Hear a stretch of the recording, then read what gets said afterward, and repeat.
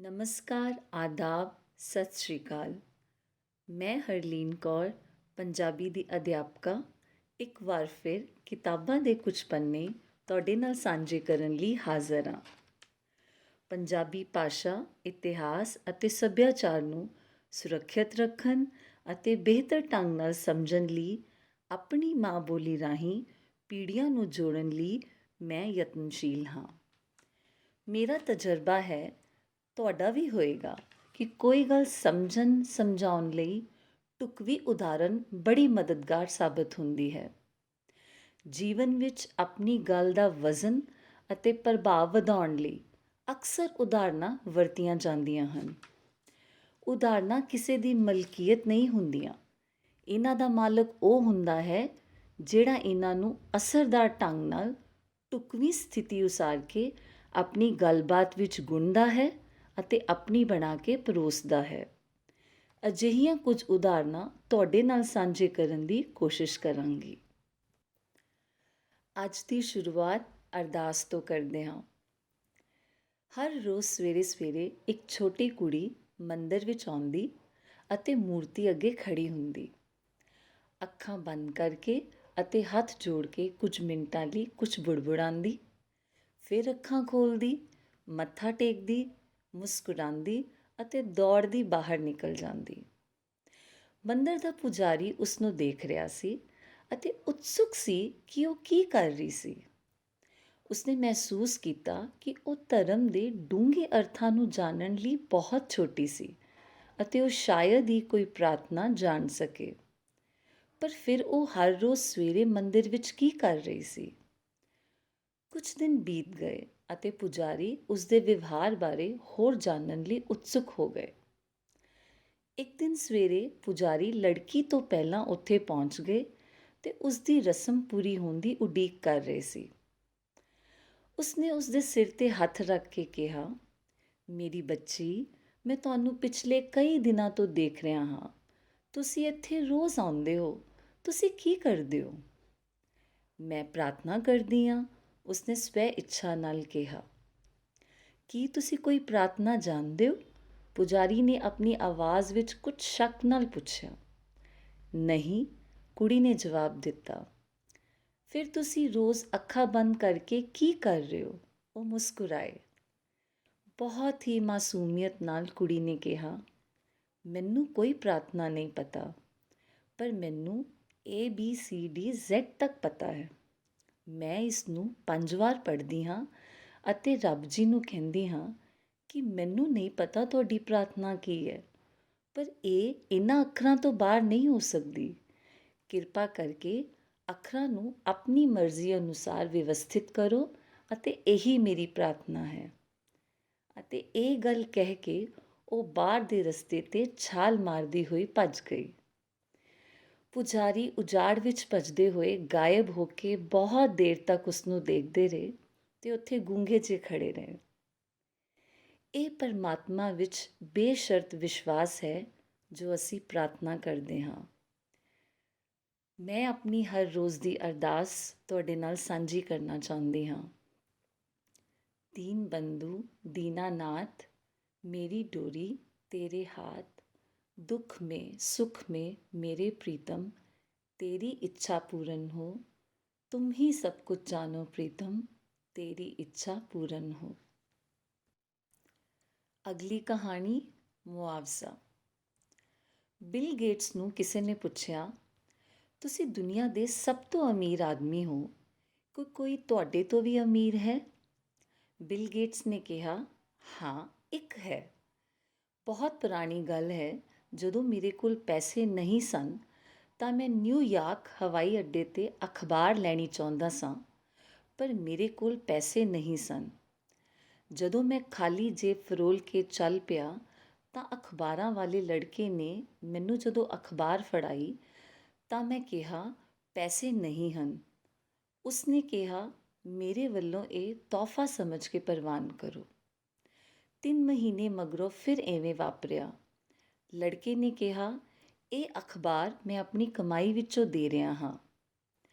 ਕਈ ਸਾਲ ਮਗਰੋਂ ਜਦੋਂ ਮੈਂ ਅਮੀਰ ਹੋ ਗਿਆ ਤਾਂ ਮੈਨੂੰ ਅਖਬਾਰ ਵਾਲੇ ਲੜਕੇ ਦੀ ਮਿਹਰਬਾਨੀ ਯਾਦ ਆਉਂਦੀ ਸੀ।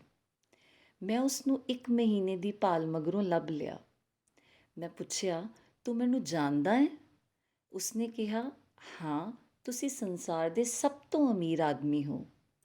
ਮੈਂ ਕਿਹਾ, ਤੇਰੀਆਂ ਅਖਬਾਰਾਂ ਦਾ ਕਰਜ਼ਾ ਅਤੇ ਮੁਆਵਜ਼ਾ ਦੋਨੋਂ ਲਾਉਣੇ ਚਾਹੁੰਦਾ ਹਾਂ। ਤੈਨੂੰ ਜੋ ਪਸੰਦ ਹੈ, ਤੂੰ ਜੋ ਲੈਣਾ ਚਾਹੁੰਦਾ ਹੈ, ਦੱਸ, ਉਹ ਤੇਰਾ ਹੋ ਜਾਵੇਗਾ। ਉਸਨੇ ਬੜੇ ਸਵੈ ਵਿਸ਼ਵਾਸ ਨਾਲ ਕਿਹਾ, ਤੁਸੀਂ ਮੇਰਾ ਮੁਆਵਜ਼ਾ ਨਹੀਂ ਦੇ ਸਕਦੇ। ਮੈਂ ਪੁੱਛਿਆ, ਕਿਉਂ? ਉਸਨੇ ਕਿਹਾ, ਅਖਬਾਰਾਂ ਮੈਂ ਤੁਹਾਨੂੰ ਆਪਣੀ ਗਰੀਬੀ ਦੌਰਾਨ ਦਿੱਤੀਆਂ ਸਨ। ਤੁਸੀਂ ਮੁਆਵਜ਼ਾ ਆਪਣੀ ਅਮੀਰੀ ਵਿੱਚ ਦੇਣ ਲੱਗੇ ਹੋ। ਇਹ ਗੱਲ ਸੁਣ ਕੇ ਬਿਲ ਗੇਟਸ ਨੇ ਕਿਹਾ, ਮੇਰੇ ਵਿਚਾਰ ਵਿੱਚ ਉਹ ਮੇਰੇ ਤੋਂ ਅਮੀਰ ਹੈ। ਕਿਸੇ ਨੂੰ ਕੁਝ ਦੇਣ ਲਈ ਅਮੀਰ ਹੋਣਾ ਜ਼ਰੂਰੀ ਨਹੀਂ। ਸਥਿਤੀ ਕੋਈ ਵੀ ਹੋਏ, ਕੁਝ ਦਿੱਤਾ ਜਾ ਸਕਦਾ ਹੈ। ਅੱਜ ਦਾ ਅਗਲਾ ਵਿਸ਼ਾ, ਵਕਤ ਅਤੇ ਰਫ਼ਤਾਰ। 8 ਸਾਲ ਅਮਰੀਕਾ ਦਾ ਰਾਸ਼ਟਰਪਤੀ ਰਹਿ ਕੇ ਓਬਾਮਾ 55 'ਤੇ ਰਿਟਾਇਰ ਵੀ ਹੋ ਗਿਆ ਸੀ, ਪਰ ਟਰੰਪ ਨੇ ਆਰੰਭ ਹੀ 70 ਸਾਲ ਵਿੱਚ ਕੀਤਾ ਸੀ। ਕੋਈ 35 'ਤੇ ਕਲਰਕ ਬਣਦਾ ਹੈ, ਕੋਈ 25 'ਤੇ ਅਫਸਰ ਲੱਗ ਜਾਂਦਾ ਹੈ, ਕੋਈ 40 ਦਾ ਹੋ ਕੇ ਵੀ ਕੁਆਰਾ ਹੈ, ਕੋਈ 45 ਦਾ ਹੋ ਕੇ ਪੁੱਤਰ ਦੀ ਬਰਾਤ ਲੈ ਕੇ ਜਾਂਦਾ ਹੈ। ਕੀ ਤੁਸੀਂ ਪਹਿਲਾਂ ਕਰਨਲ ਸੈਂਡਰਸ ਬਾਰੇ ਸੁਣਿਆ ਹੈ? ਜੇ ਤੁਸੀਂ ਉਹਨਾਂ ਬਾਰੇ ਨਹੀਂ ਸੁਣਿਆ ਤਾਂ ਤੁਸੀਂ ਨਿਸ਼ਚਿਤ ਤੌਰ 'ਤੇ KFC ਬਾਰੇ ਜ਼ਰੂਰ ਸੁਣਿਆ ਹੋਵੇਗਾ। ਕਰਨਲ ਸੈਂਡਰਸ ਨੇ KFC ਦੀ ਸ਼ੁਰੂਆਤ 65 ਸਾਲ ਦੀ ਉਮਰ ਵਿੱਚ ਕੀਤੀ ਸੀ। ਵਾਸਤਵ ਵਿੱਚ ਹਰੇਕ ਵਿਅਕਤੀ ਆਪਣੇ ਸਮੇਂ ਦੇ ਚੌਕਟੇ ਵਿੱਚ ਵਿਚਰ ਰਿਹਾ ਹੈ। ਕੁਝ ਲੋਕ ਹਮੇਸ਼ਾ ਤੁਹਾਡੇ ਅੱਗੇ ਹੋਣਗੇ, ਕੁਝ ਪਿੱਛੇ। ਹਰ ਕੋਈ ਆਪਣੀ ਕਿਸਮ ਦੀ ਦੌੜ ਲਾ ਰਿਹਾ ਹੈ। ਕਿਸੇ ਨਾਲ ਈਰਖਾ ਕਰਨ ਦੀ ਜਾਂ ਕਿਸੇ ਗੱਲ ਦਾ ਮਾਣ ਕਰਨ ਦੀ ਲੋੜ ਨਹੀਂ। ਹਰ ਕੋਈ ਆਪਣੇ ਸਮੇਂ ਅਤੇ ਹਾਲਾਤ ਵਿੱਚ ਚਿਣਿਆ ਹੋਇਆ ਹੈ। ਜ਼ਿੰਦਗੀ ਵਿੱਚ ਮੌਕਾ ਹਰ ਕਿਸੇ ਨੂੰ ਮਿਲਦਾ ਹੈ। ਕੁਝ ਸੰਭਾਲ ਲੈਂਦੇ ਹਨ, ਬਹੁਤਿਆਂ ਦੇ ਹੱਥੋਂ ਨਿਕਲ ਜਾਂਦਾ ਹੈ। ਨਾ ਤੁਸੀਂ ਪਹਿਲੇ ਹੋ, ਨਾ ਤੁਸੀਂ ਅਖੀਰਲੇ ਹੋ, ਤੁਸੀਂ ਵਕਤ ਸਿਰ ਹੋ, ਕਿਉਂਕਿ ਹਰ ਕਿਸੇ ਦਾ ਵਕਤ ਅਤੇ ਰਫ਼ਤਾਰ ਵੱਖਰੀ ਹੈ। ਅਗਲਾ ਵਿਸ਼ਾ, ਦ੍ਰਿਸ਼ਟੀਕੋਣ। ਸਾਲ ਦੇ ਮੁੱਕਣ 'ਤੇ ਇੱਕ ਪ੍ਰਸਿੱਧ ਵਿਅਕਤੀ ਨੇ ਆਪਣੀ ਡਾਇਰੀ ਵਿੱਚ ਲਿਖਿਆ, ਪਿਛਲੇ ਮਹੀਨੇ ਮੇਰਾ ਆਪਰੇਸ਼ਨ ਹੋਇਆ। ਲੰਮਾ ਅਰਸਾ ਬਿਸਤਰੇ ਵਿੱਚ ਰਹਿਣਾ ਪਿਆ। 60 ਸਾਲ ਦਾ ਹੋਣ 'ਤੇ 35 ਸਾਲ ਦੀ ਨੌਕਰੀ ਤੋਂ ਮੁਕਤੀ ਹੋ ਗਈ। ਪਿਛਲੇ ਸਾਲ ਮੇਰੇ ਪਿਤਾ ਸਵਰਗਵਾਸ ਹੋਏ। ਇਸੇ ਸਾਲ ਮੇਰਾ ਬੇਟਾ ਕਾਰ ਹਾਦਸੇ ਵਿੱਚ ਬਾਂਹ ਤੁੜਵਾ ਬੈਠਾ, ਜਿਸ ਕਾਰਨ ਮੈਡੀਕਲ ਪ੍ਰੀਖਿਆ ਵਿੱਚ ਫੇਲ ਹੋ ਗਿਆ। ਬਾਂਹ ਨੂੰ 6 ਮਹੀਨੇ ਦਾ ਪਲਸਤਰ ਲੱਗ ਗਿਆ। ਕਾਰ ਦੀ ਟੁੱਟ ਭੱਜ ਵੱਖਰੀ ਹੋਈ। ਹੇ ਪਰਮਾਤਮਾ, ਇਹ ਕਿੰਨਾ ਔਖਾ, ਮੁਸ਼ਕਿਲ, ਉਦਾਸ ਅਤੇ ਦੁਖਦਾਈ ਵਰ੍ਹਾ ਸੀ। ਇਹ ਲਿਖ ਕੇ ਪਤੀ ਆਪਣੀ ਦਵਾਈ ਲੈਣ ਬਾਜ਼ਾਰ ਚਲਿਆ ਗਿਆ। ਉਸ ਦੀ ਗੈਰ ਹਾਜ਼ਰੀ ਵਿੱਚ ਖੁੱਲ੍ਹੀ ਡਾਇਰੀ ਨੂੰ ਪਤਨੀ ਨੇ ਪੜ੍ਹਿਆ। ਉਸਨੇ ਪਤੀ ਦੇ ਹਰੇਕ ਨੁਕਤੇ ਨੂੰ ਨਵੇਂ ਢੰਗ ਨਾਲ ਲਿਖਿਆ। ਲੰਘੇ ਸਾਲ ਮੈਂ ਆਪਰੇਸ਼ਨ ਕਰਵਾ ਕੇ ਪ੍ਰੋਸਟੇਟ ਦੀ ਤਕਲੀਫ ਤੋਂ ਛੁਟਕਾਰਾ ਪਾਇਆ। ਮੈਂ ਚੰਗੀ ਸਿਹਤ ਨਾਲ 60 ਸਾਲ ਦਾ ਹੋ ਕੇ 35 ਸਾਲ ਦੀ ਸਤਿਕਾਰ ਵਾਲੀ ਆਨੰਦਮਈ ਨੌਕਰੀ ਤੋਂ ਮੁਕਤ ਹੋਇਆ। ਪੈਨਸ਼ਨ ਮਿਲਦੀ ਹੈ। ਹੁਣ ਮੈਂ ਆਪਣਾ ਸਮਾਂ ਆਪਣੀ ਮਰਜ਼ੀ ਨਾਲ ਗੁਜ਼ਾਰਾਂਗਾ। ਪਿਛਲੇ ਮਹੀਨੇ 95 ਸਾਲਾਂ ਦੇ ਮੇਰੇ ਪਿਤਾ ਬਿਨਾਂ ਕਿਸੇ 'ਤੇ ਨਿਰਭਰ ਹੋਏ ਚਲਦੇ ਫਿਰਦੇ ਪਰਮਾਤਮਾ ਕੋਲ ਪਹੁੰਚ ਗਏ। ਪਰਮਾਤਮਾ ਨੇ ਮੇਰੇ ਪੁੱਤਰ ਦੀ ਕਾਰ ਹਾਦਸੇ ਵਿੱਚ ਰੱਖਿਆ ਕਰਕੇ ਨਵੀਂ ਜ਼ਿੰਦਗੀ ਦਿੱਤੀ। ਸ਼ੁਕਰ ਹੈ ਉਸ ਦੀਆਂ ਲੱਤਾਂ ਬਾਹਾਂ ਸਲਾਮਤ ਹਨ। ਇਹ ਸਾਲ ਪਰਮਾਤਮਾ ਦੀਆਂ ਬਖਸ਼ਿਸ਼ਾਂ ਨਾਲ ਭਰਪੂਰ ਸੀ। ਬੜਾ ਚੰਗਾ ਗੁਜ਼ਰਿਆ। ਪਤਨੀ ਨੇ ਲਿਖ ਕੇ ਕਾਗਜ਼ ਪਤੀ ਦੀ ਡਾਇਰੀ ਕੋਲ ਰੱਖ ਦਿੱਤਾ। ਪਤੀ ਪੜ੍ਹ ਕੇ ਹੈਰਾਨ ਹੋਇਆ। ਗੱਲਾਂ ਤਾਂ ਉਹੀ ਸਨ, ਪਰ ਉਹ ਨਰੋਏ ਦ੍ਰਿਸ਼ਟੀਕੋਣ ਨਾਲ ਕਹੀਆਂ ਗਈਆਂ ਸਨ। ਅੱਜ ਦਾ ਆਖਰੀ ਵਿਸ਼ਾ, ਮਾਪੇ।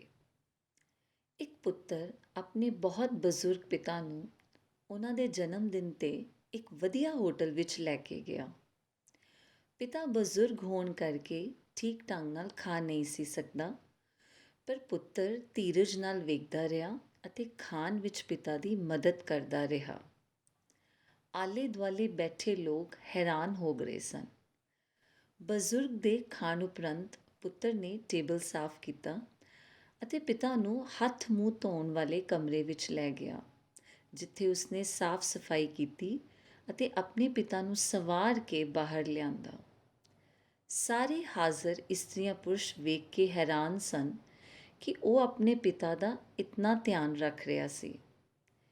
ਬਿੱਲ ਦੀ ਅਦਾਇਗੀ ਉਪਰੰਤ ਪਿਤਾ ਨਾਲ ਉਹ ਜਦੋਂ ਜਾਣ ਲੱਗਿਆ ਤਾਂ ਇੱਕ ਪੱਕੀ ਉਮਰ ਵਾਲੇ ਹਾਜ਼ਰ ਗਾਹਕ ਨੇ ਕਿਹਾ, ਤੁਹਾਡਾ ਕੁਝ ਰਹਿ ਗਿਆ ਹੈ, ਤੁਸੀਂ ਕੁਝ ਛੱਡ ਚੱਲੇ ਹੋ। ਪੁੱਤਰ ਨੇ ਕਿਹਾ, ਨਹੀਂ, ਅਸੀਂ ਕੁਝ ਨਾਲ ਨਹੀਂ ਸੀ ਲਿਆਂਦਾ। ਪੱਕੀ ਉਮਰ ਵਾਲੇ ਨੇ ਕਿਹਾ, ਤੁਸੀਂ ਇੱਥੇ ਬੈਠੇ ਹਰੇਕ ਪੁੱਤਰ ਲਈ ਇੱਕ ਸੁਨੇਹਾ ਅਤੇ ਹਰੇਕ ਪਿਤਾ ਲਈ ਇੱਕ ਉਮੀਦ ਛੱਡ ਚੱਲੇ ਹੋ ਕਿ ਜਿਨ੍ਹਾਂ ਨੇ ਸਾਡੀ ਦੇਖਭਾਲ ਕੀਤੀ ਸੀ, ਉਹਨਾਂ ਦੀ ਦੇਖਭਾਲ ਕਰਨੀ ਉਹਨਾਂ ਦਾ ਸਭ ਤੋਂ ਵੱਡਾ ਅਤੇ ਉੱਚਾ ਸਨਮਾਨ ਹੈ। ਇਹ ਮੇਰੀ ਨਿੱਜੀ ਹਕੀਕਤ ਵੀ ਹੈ, ਜੋ ਮੈਂ ਮਹਿਸੂਸ ਕਰਦੀ ਹਾਂ ਕਿ ਹਰ ਕੋਈ ਇੰਨਾ ਸੁਭਾਗਾ ਨਹੀਂ ਹੁੰਦਾ ਕਿ ਉਹਨਾਂ ਨੂੰ ਆਪਣੇ ਵਡੇਰਿਆਂ ਦੀ ਸੇਵਾ ਕਰਨ ਦਾ ਮੌਕਾ ਹਮੇਸ਼ਾ ਮਿਲੇ, ਖਾਸ ਕਰਕੇ ਉਦੋਂ ਜਦੋਂ ਉਹਨਾਂ ਨੂੰ ਸਾਡੀ ਲੋੜ ਹੋਵੇ। ਕਿਉਂ ਨਾ ਅਸੀਂ ਫੋਨ ਚੁੱਕੀਏ ਅਤੇ ਉਹਨਾਂ ਨੂੰ ਕਾਲ ਕਰਕੇ ਉਹਨਾਂ ਦਾ ਹਾਲ ਪੁੱਛੀਏ ਅਤੇ ਦੱਸੀਏ ਕਿ ਅਸੀਂ ਤੁਹਾਨੂੰ ਕਿੰਨਾ ਪਿਆਰ ਕਰਦੇ ਹਾਂ ਅਤੇ ਅਸੀਂ ਤੁਹਾਡੇ ਕਿੰਨੇ ਧੰਨਵਾਦੀ ਹਾਂ। ਇਸ ਦੇ ਨਾਲ ਅੱਜ ਦੀ ਕਹਾਣੀਆਂ ਦੇ ਤੀਜੇ ਭਾਗ ਦਾ ਅੰਤ ਕਰਦੀ ਹਾਂ। ਮੈਂ ਆਸ ਕਰਦੀ ਹਾਂ ਕਿ ਅੱਜ ਦੇ ਵਿਸ਼ਿਆਂ ਨੇ ਤੁਹਾਡੇ ਦਿਲਾਂ ਦੀਆਂ ਕੁਝ ਤਾਰਾਂ ਨੂੰ ਜ਼ਰੂਰ ਛੋਹਿਆ ਹੋਵੇਗਾ।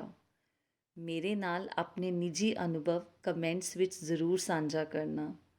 ਤੁਹਾਡੀ ਖੁਸ਼ੀਆਂ ਦੀ ਕਾਮਨਾਵਾਂ ਕਰਦੇ ਹੋਏ ਵਿਦਾ ਲੈਂਦੀ ਹਾਂ। ਰੱਬ ਰਾਖਾ।